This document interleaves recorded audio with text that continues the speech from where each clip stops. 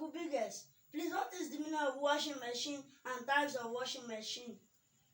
Okay.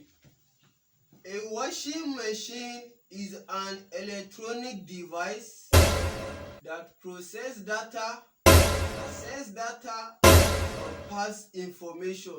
Exactly. We have two types of washing machine. We have the automatic and the manual.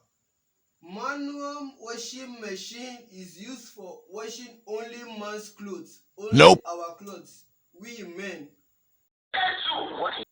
While automatic is used for washing both male and female clothes.